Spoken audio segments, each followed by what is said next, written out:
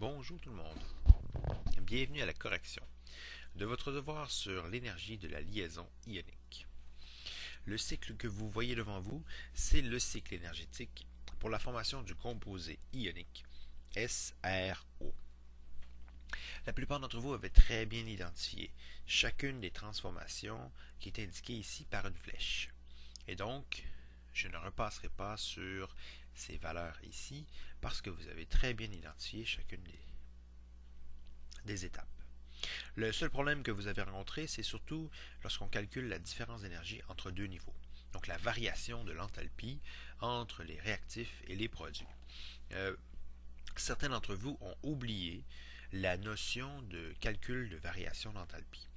Lorsqu'une flèche indique que la transformation, par exemple, passe des ions gazeux, comme ici SR2+, et O2-, jusqu'à la molécule, jusqu'au cristal ionique, SRO solide, lorsqu'on veut calculer la différence d'énergie, donc le delta H,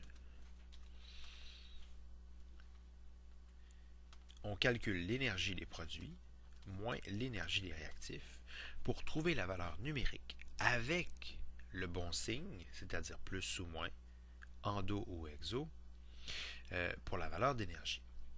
Par exemple, ici, le processus démarre à 2665 kJ.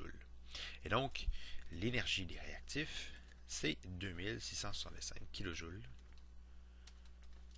mol moins 1.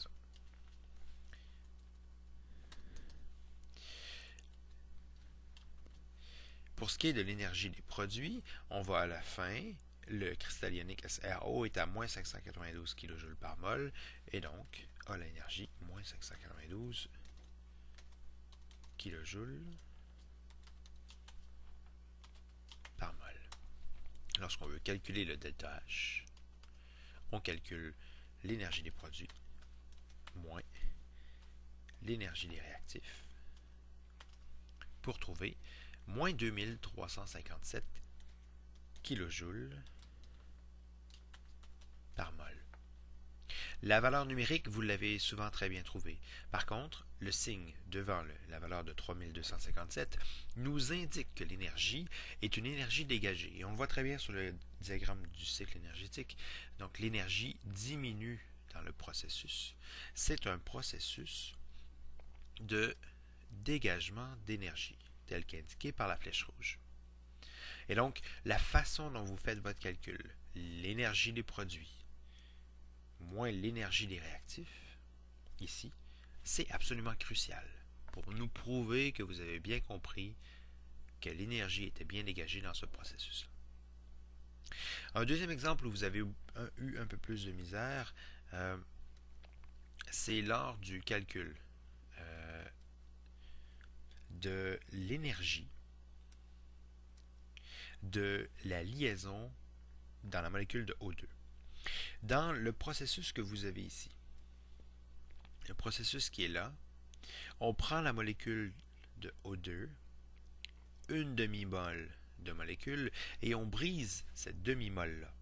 Et donc, la différence d'énergie entre la molécule et les atomes, celle représentée par la différence entre 164 et 413 kJ par mol, eh bien, cette différence-là de moins 249, cette différence-là correspond à une demi-mol d'oxygène. Et donc, on doit multiplier par 2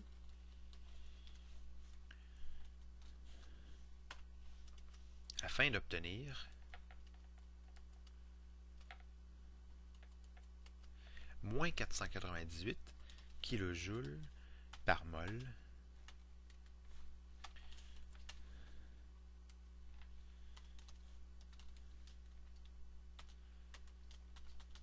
dégagé pour la formation de la liaison ionique. Formation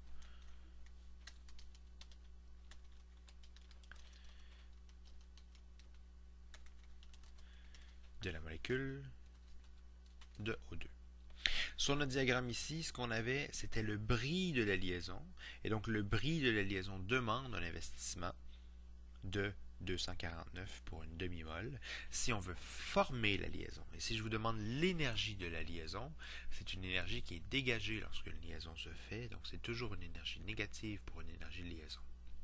Et donc, on doit prendre le processus inverse de celui qui est affiché sur le graphique, c'est-à-dire celui où on part des atomes isolés et gazeux et où on forme la molécule et toutes les liaisons dans la molécule. Et donc, la formation de la liaison, c'est en fait le processus qui passe de 413 à 164 et quand on calcule l'énergie des produits moins l'énergie des réactifs, ça nous donne bien moins 249 pour une demi-mole et on multiplie par 2 pour avoir des kilojoules pour une mole.